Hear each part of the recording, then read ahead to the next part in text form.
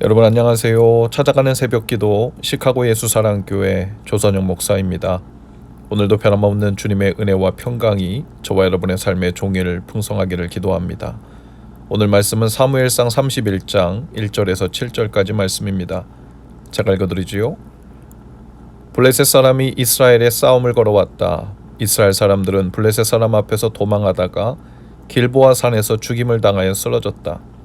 블레셋 사람들은 사울과 그의 아들들을 바싹 추격하여 사울의 아들 요나단과 아미나답과 말기수아를 죽였다. 싸움이 치열해지면서 전세가 사울에게 불리해졌다. 활을 쏘는 군인들이 사울을 알아보고 활을 쏘자 그가 화살을 맞고 중상을 입었다.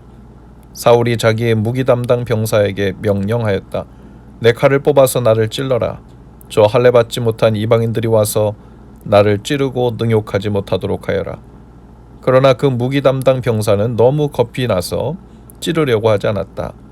그러자 사울은 자기의 칼을 뽑아서 그 위에 엎어졌다. 그 무기 담당 병사는 사울이 죽는 것을 보고 자기도 자기의 칼을 뽑아 그 위에 엎어져서 사울과 함께 죽었다. 사울과 그의 세 아들과 사울의 무기 담당 병사가 이렇게 죽었다. 사울의 부하도 그날 다 함께 죽었다.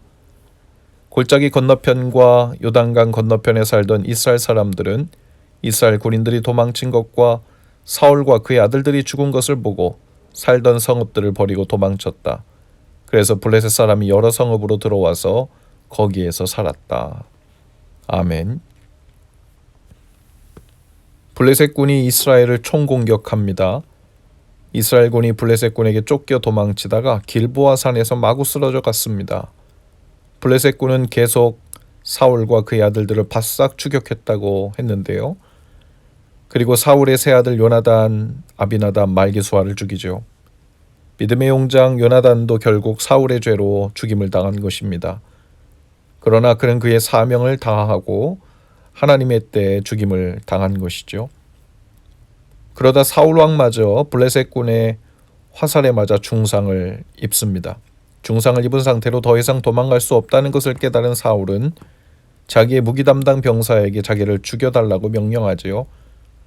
할례 받지 않아 이방인의 손에 죽어 능욕을 당하고 명예롭지 못하게 죽을 수 있으니 자신을 죽여달라는 것이었습니다. 그의 호위 무사가 망설이자 사울은 손수 칼을 뽑아 자결하죠. 사울은 자신의 명예를 위해서 살다가 자신의 명예를 위해서 죽은 자가 되었습니다.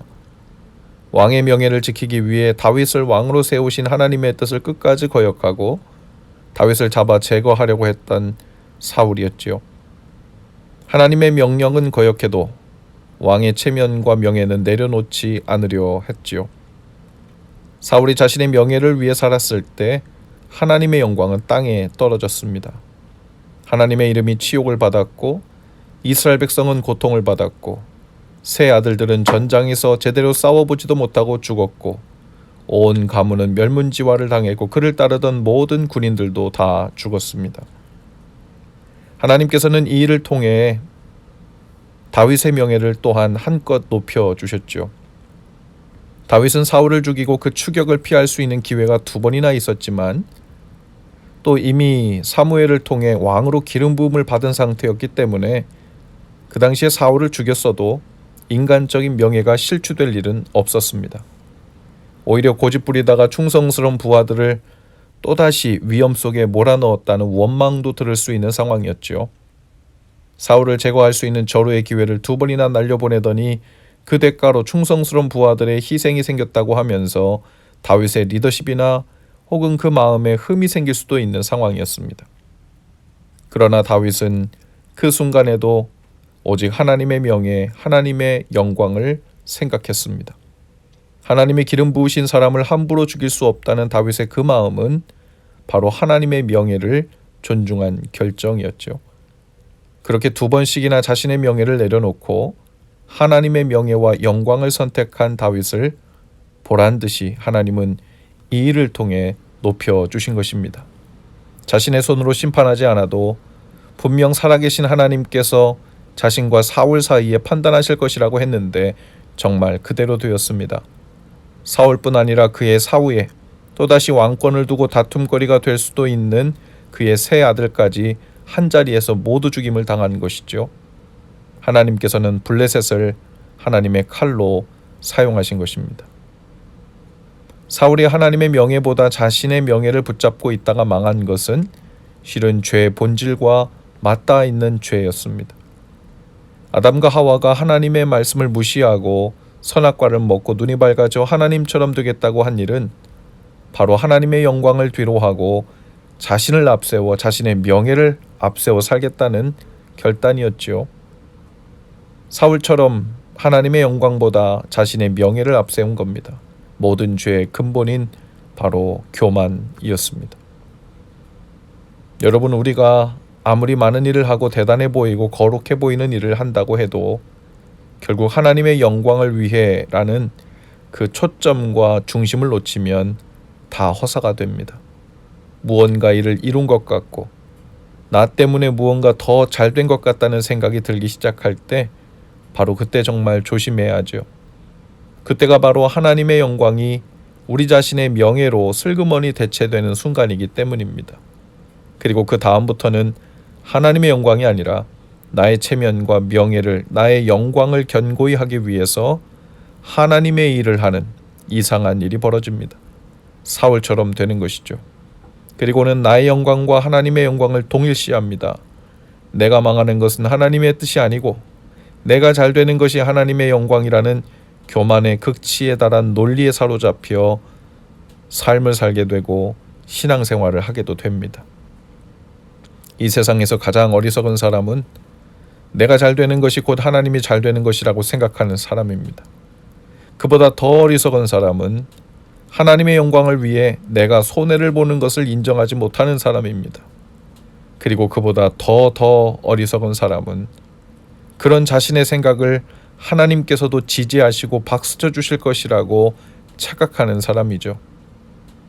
믿음과 헌신이라고 착각하면서 실은 자신의 영광에 도취하여 살다 망하는 것입니다. 얼마나 많은 믿음의 사람들이 이런 식으로 하나님의 영광과 자신의 영광을 순간 맞바꾸어 자기 자신을 속이며 살다가 망해갔는지 모릅니다.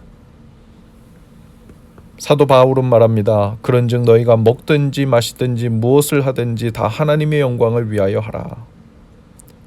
오늘 하루 무엇을 하든지 무슨 판단을 하든지 어떤 결정을 하든지 하나님의 영광을 위하여 라는 생각을 놓치지 말고 앞세우시기 바랍니다.